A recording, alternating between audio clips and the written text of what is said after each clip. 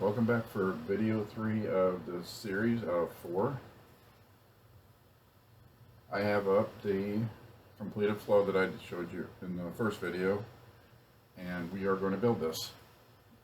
Okay, so I'm going to move this off my screen.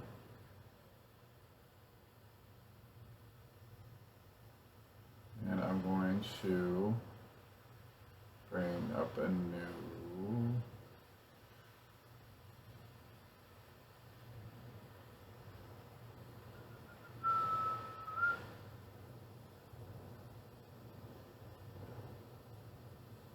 Actually, turns out that was the one I did from my last video. This is the item level flow, and we're going to create a new one. All right, so I'll bring this window back up, and we're going to start over here. We're just going to bring up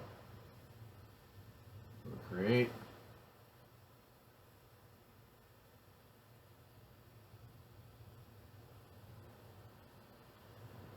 We're going to do an instant cloud flow. We're going to name this similar to what we did the last one in the last video. So we're going to go video.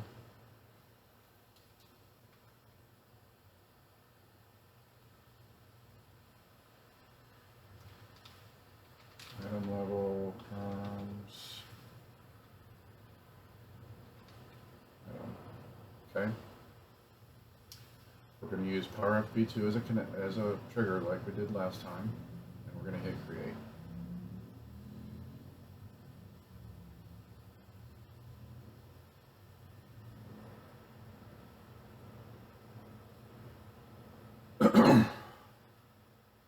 Alright, we have our flow up now. Just like in our last one, we're going to create some inputs on the Power Apps trigger. And they're pretty much going to be the same. Alright, so we're going to go here, we're going to go text, we're going to make our site URL.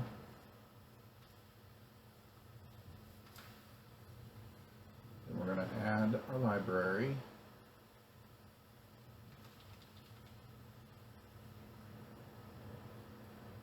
And we're going to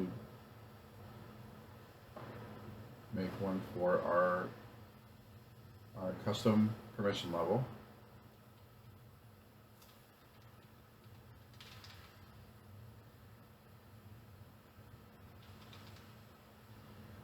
Then we're going to make one for our SharePoint group name. And I hope I actually select the box first. Now you can put spaces in here. I don't like using spaces, but these are just labels. You can do it however you want. And the last one is type of access. And you'll notice when I make these two, I always camel case them too, where I capitalize the first letter of each word so you can see where the words end. Now this one, the SP is SharePoint. That's an acronym, so you're going to I capitalize all those. Alright, so there's our first step. Okay. We got our things. That's the ones you're going to pull, what information we're going to pull from our Power App at the very end of this process. Okay. Okay, next step. Where we created all our variables last time, we're going to do that next. Okay, so just remember, because we're doing a loop in this one, you cannot initialize a variable in a loop. Okay, you have to do it outside the loop. So I try to do those first before I do anything else. So my first variable is going to be my full control role ID. So initialize variable. Let's rename it to full control permissions level role ID. The variable name is going to be var owner. It's going to be a string variable. I guess the computer's just running a little slow. And it's going to be our hard-coded value. And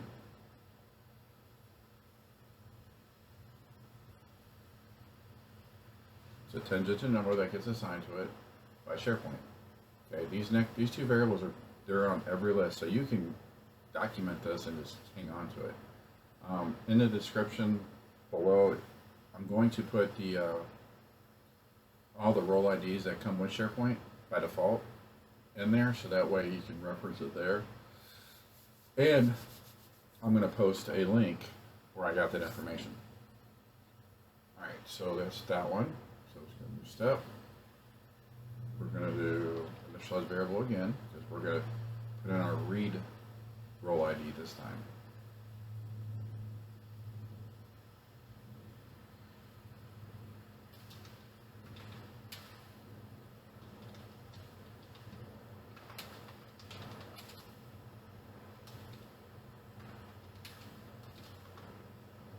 We're going to call this their user. We're going to make this into a string. And I'm going to go ahead and grab this one. Now you'll notice that the numbers are really close to the same thing. This one's got a 9 and this got a 6. That's the only really difference between them. That's because these are all roles created from SharePoint, so all the role numbers are going to be close together. Okay, so there's our roles. Now, we are going to do the step of getting the ID for our custom level, right? Our approver one, our middle one. One that doesn't have the delete functionality in it. It's like contribute light. Okay, so for that, we need to do an HTTP call because it's not a set number, right? We have to pull it because we don't know what the number is. I mean, we can go look it up manually, but that kind of defeats the point of automation, right? So what we're going to do, our site name is we're going to use our variable from our Power Apps trigger called site URL. It is a get. Now remember, there's different methods you can do here, but we're mainly only going to use get and post in this video. So use get, and then our API address is going to be this.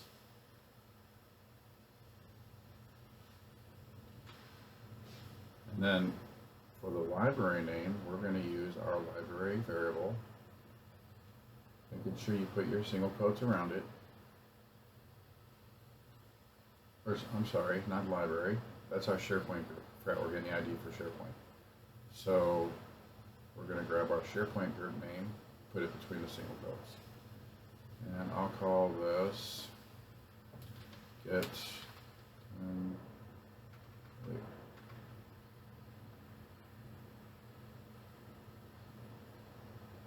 Oh, this is the principal, okay. Principal ID, SharePoint group.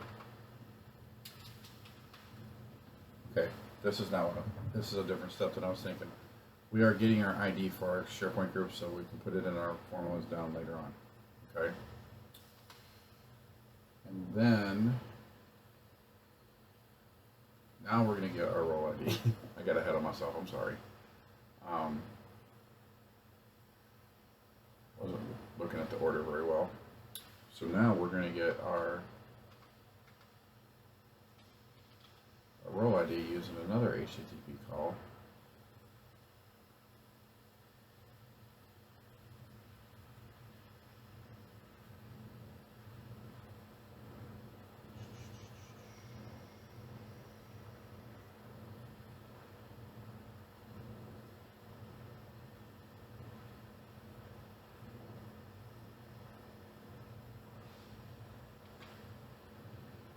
Then we're going to grab our internal perm level name, put an asterisk around it, and close it. And this one we will call get role ID.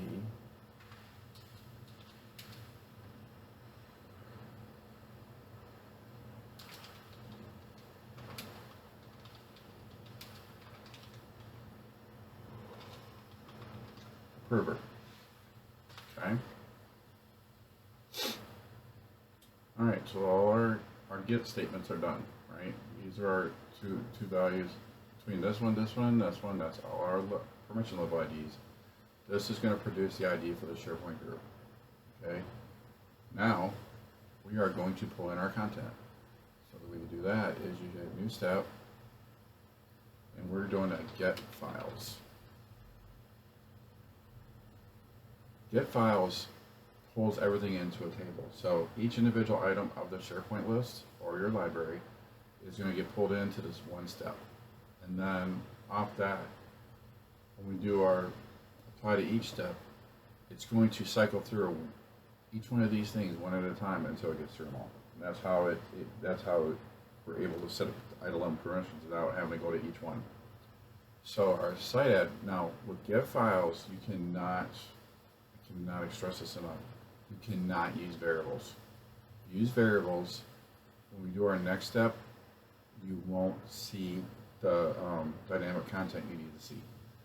All right, so when I put it in the first time, I'm going to put it in manually just to show you that how much content gets produced, and then I'll put the variables in just to show you that you cannot do that. There's only a couple actions in all of this that you cannot use variables with. This is one of them. All right, so we're going to put in my dev site because that's where this library lives, and we're going to pick on that PVC one I used earlier. Okay, so it's this one. You notice only libraries show up. Okay. Now, if you're not filtering out any items, you're done with this step. But if you need to filter out certain things, like there's a column in there and you got like a category column and you only want a certain category, you're going to go into the filter query right here, put the name of the column and how you want to filter it out. You know, using an OData format. I'm sorry, I'm in yawn. That was rude. But that's it. Okay, so this is just basically pulling in all the information. Okay. Now, the next thing we're going to do is apply to each. Now, what I do is I don't actually bring up the apply to each, because when I pull metadata from this step right here, it's going to automatically crank it out for me. Okay, so I'm not going to mess with that. First thing we're going to do is we're going to break inheritance of that file, of each of the files, right? So we can set the unique permissions. So we're going to do another HTTP call. So we go to HTTP from SharePoint, or to SharePoint. We're going to use our, see all this metadata, or all this dynamic content gets produced by the get files. And what we're targeting is this ID column right here. Okay. The ID column is going to get used from this get files. Now, when I put the variables in there, when I'm done doing this part here, you'll see why you can't use variables in the get file step. So, on the bottom here, our site URL. This is going to be a post since we're writing to SharePoint. And then we are going to, here's the first part.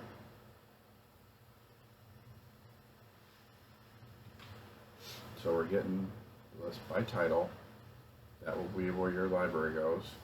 So you come down here, grab your library. You're going to put single quote, close it, slash, items, slash, and inside here, we're going to go back up to get files, and we're going to put the ID of that. When I do this is when it's going to trigger the apply to each, which it did. See, the value is coming from the get files properties. It'll automatically put it in there for me. Okay, so we got that, slash, and then we're going to do break inheritance, break role inheritance.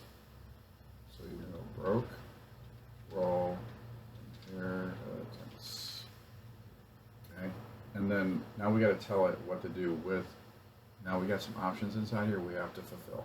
Okay. First one is copy role assignments. All right, if you've set this to true, whatever it currently has, it will keep. If you put false, it'll wipe them out, and you'll have a clean slate of permissions. There'll be nothing in there. Okay, so typically you want to hit set it to true. So you go copy role assignments.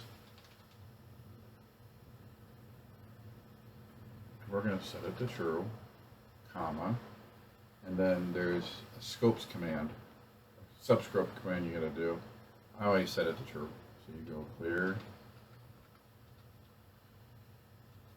sub scopes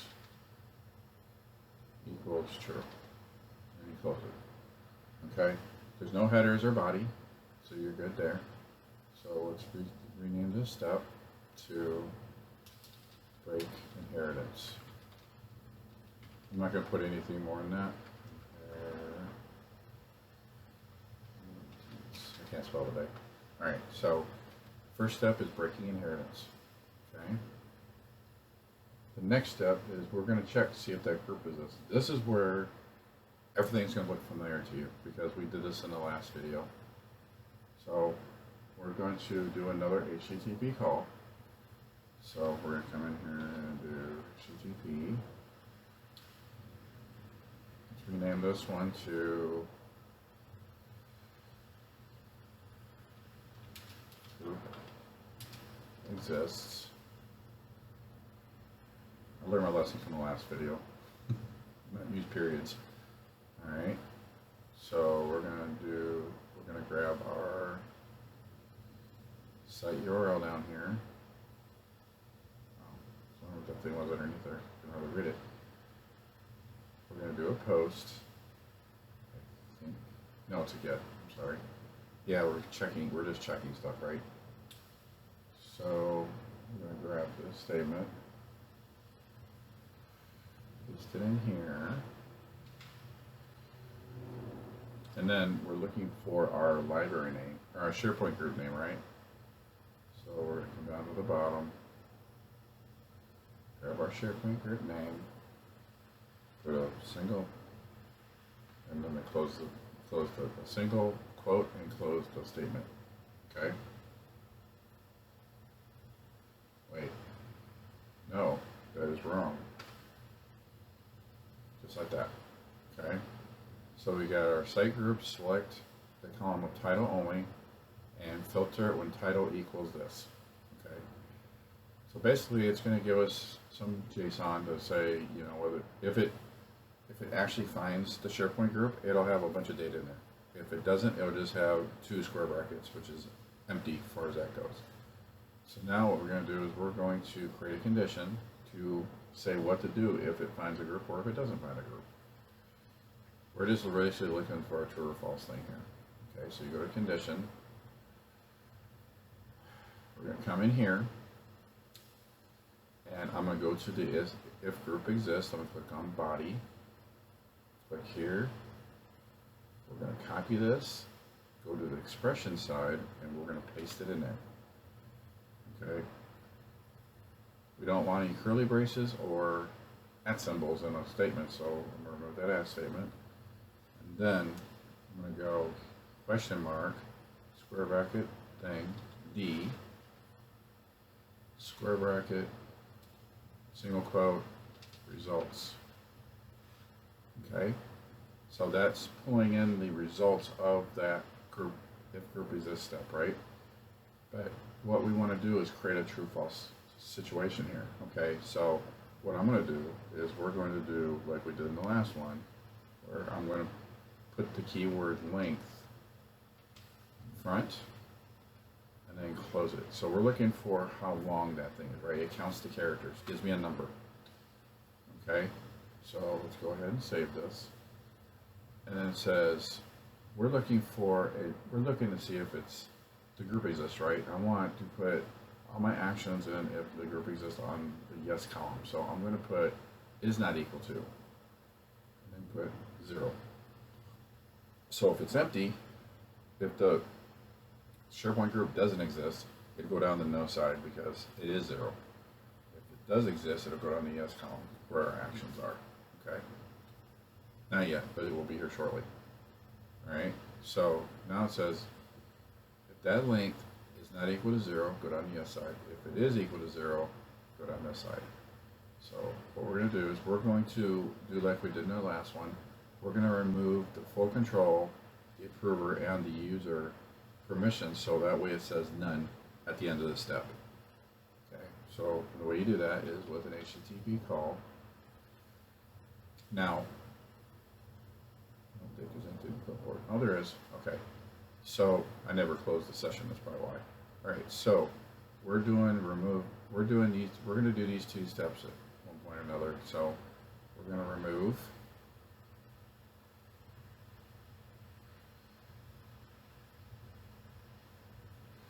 We're going to do remove owner permission from SharePoint group, right? We're going to rename it. So it says owner. So we're going to save that, and then we're going to open it up. Okay, site URL should be correct. See if you come down here. Site URL, doing a post. Remember, we're doing remove role assignments, principal ID. Now this is going to be wrong because it's a different one, but their owner is correct. So what we're going to do is all we have to do here is fill in the ID. Okay. So we're going to go down to. Now remember, it puts dynamic content in reverse order. So if you've done it first, then you need to do it last. Okay, so we're looking for the principal ID of the SharePoint group. So we're going to need this body right here. We're going to copy this, go to the expression, paste, do it below all these curly braces and @ symbols, question mark, square, single quote, D, ID. Boom. Alright. So it's saying this, the library. Okay. I like to check when I copy it from other apps, make sure that it's exactly the same thing. And then var owner, which is going to be a variable, which it always puts at the top. Var owner. Okay. Now, we're going to do this 2 more times.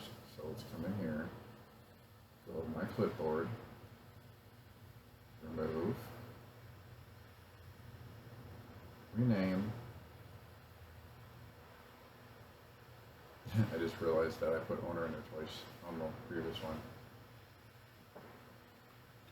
So I'm just going to set it like that. Approver.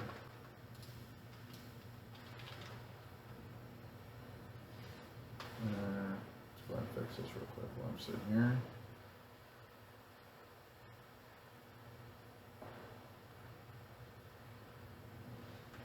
There, it looks better. Alright, so we're going to basically do the same thing. Site URL post, library role assignments, remove assignment. Now we're going to pull the ID. Okay, we're going to do the same thing we did up here. So I need to grab this expression.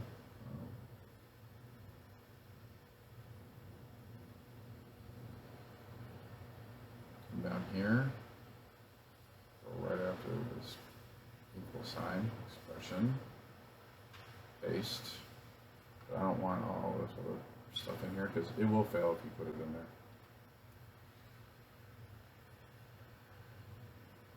So I'm going to copy this so I have it. Okay.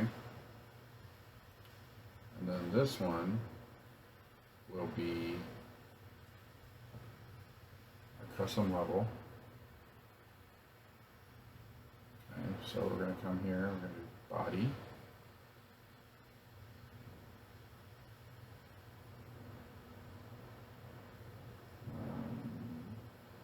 I'm actually going to save this thing I just copied because I need to use the copy function again. And if I do that, I'll lose this information. So I'm going to save it on a notepad file I got on my other screen. So just give me a second here.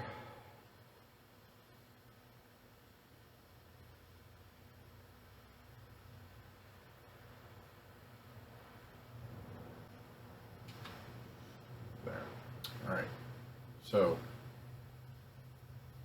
we're going to come in here, copy, paste, delete this stuff out, question mark, D, ID, okay. Alright, so that's going to give us our ID from our custom group that we had to find the ID on, right? Okay, so now we're going to go to the last one, which is our user permission that we're going to strip. So, whoops, hit the wrong one. Delete this. I might name them the way I do, so that way I know if I picked the wrong one or not. I'm going to do remove. Rename. User. Applies to you, please. Or delete. Or push from SharePoint group user. Okay. Now we're going to open it up. We want to copy our statement for our SharePoint group, which is right here. And we're going to go to expression, paste it, okay. That's our SharePoint group. Now for here we have a variable for the role ID for user, so we'll put that in here. And we are now done with this part. Okay. So now it's saying if there's a group, it's going to remove these 3 permissions. Okay. And then the last thing is our switch command, which is identical other than the fact that it's not a HTTP call. It's a, it is. Okay. So, we're now going to use the grant permission HTTP call in my switch command. Alright, so let's go here. We're going to go switch, oops, can't spell, switch. Now we're going to need 2 more cases, right? One for each permission level. We're going to rename this to what it is. So this one's going to be the owner. This one's going to be approver. And this one's going to be user. And we are going to put the same thing down in the equals. These matches our values in that drop down that we have in our Power App that we use to trigger this thing. Actually, and this one's going to call owner, it's called admin. So I probably screwed up my last flow a little bit, but that's okay. Okay, so the next thing we're going to do is we're going to, on our switch command, we need to say what value we need to pull off of, right? So our value is going to be one of our variables from Power Apps, which means it's going to be at the very, very bottom. And we're going to use the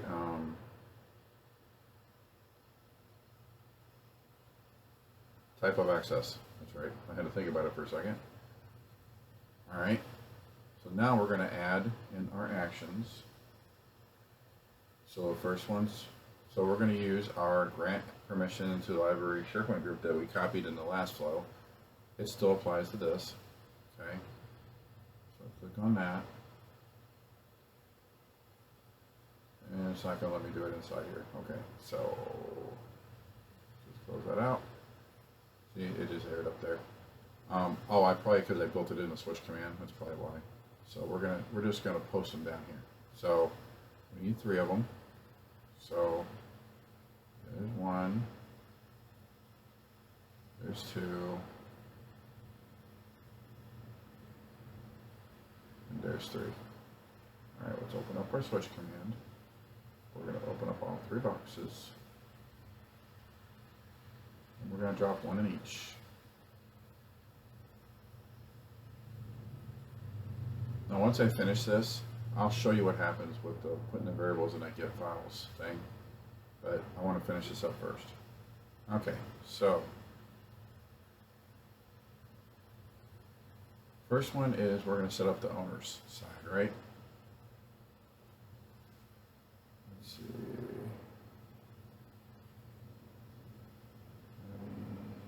Let me see. I don't have to do anything with this except change the permission level, I think. I just want to make sure they match. I might not have to do anything with this because the name's all about it.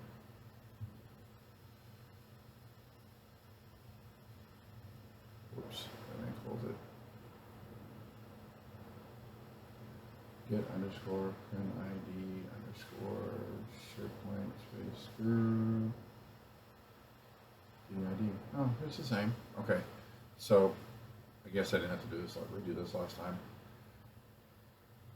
but that's okay. So it's HTTP call, site URL, puts the method. Okay, that's a little different than what we did last time.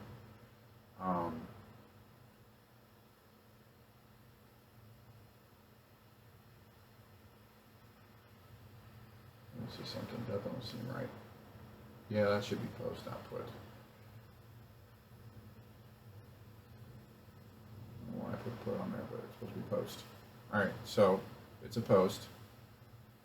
You're calling a library. We're going to set the role assignments. We're going to add a role assignment, which this SharePoint group and the role ID of owner. Okay. So we'll go to the second one. We're going to do the curver side, right? So library DID. Now this we'll have to go and reset up again. All right, so we're going to come down here, scroll back up a little to find our custom permission level. Body here, copy, expression, paste it in there. The curly brackets and our @ symbols. Then we're going to go question mark, D, ID. I'll save this because, wait, nope, that's the only time we're going to use it. I don't even save it. All right, so it's now doing the SharePoint group, the ID of the SharePoint group, and the role definition is the ID of our custom permission level. Okay. Now we could have simplified this if we just put a variable up top, but then is what it is. Oops, I forgot to rename this. So let's rename it.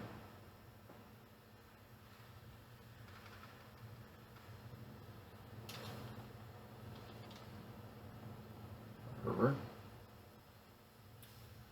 Okay, now let's go ahead and rename this one since we're renaming stuff.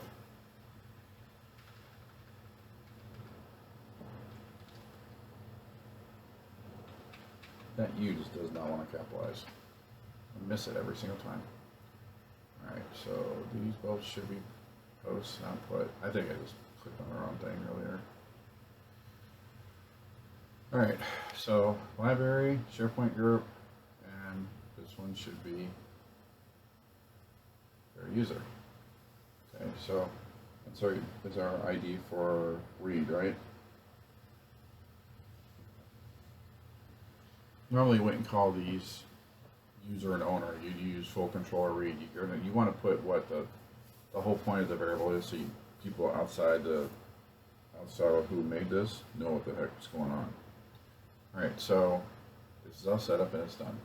Now I'm going to come back up here and I want to show you what happens when on the get files, if you put in variable names. Watch what happens. Alright, so we're going to come down here and change this to site URL, and then see what it did to this. It went all wonky, so I just close that out. Let's go to custom value, And then we're going to come down here and put our library name in here. Okay, so now it's dynamic, right? Based off of what Power Apps puts in. But watch what happens. You come down here to like your switch command. We go to our get files property box here. Look what happens. I got value and body. Those are both tables.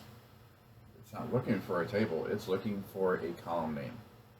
Okay, those are not column names. Those are just tables, right? It's column names and all the items that are inclusive of that step. So that's why you cannot use it. There'll be nothing to switch off of. Okay, so you got to keep it static. Okay, so let me close this back out. Go back to our dev site. Get rid of this and go to FY21.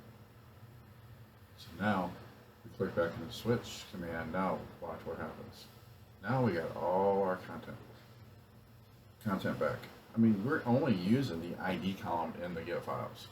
Literally, that's the only thing we're using. Okay. So but the ID wasn't there when I did that. So if ID would show up, I'd be fine. But it doesn't. So every time you run this on a different library, you're going to have to come back in here and change that one value to whatever library you're in. Okay? Otherwise, it's not going to work. It has to be hard-coded in. Alright, so let's go ahead and save our flow. Hopefully I did everything right. I don't have to go back and troubleshoot myself. Yay, it passed. Alright, so this is how you make the flow for the item level permissions. Now in our last video, I'm going to show you how you can set up your Power App to initiate these flows dynamically, where you don't have to keep going back and changing everything, and show you that it does work. Now, I probably won't use these flows in that Power App, but I'll use the ones that I made that I know work, so that way you guys know that it will work. Okay? And I kind of showed you in the first video how it works, but now we're gonna dig a little deeper. It won't be a long video, I promise. I hope I see you there.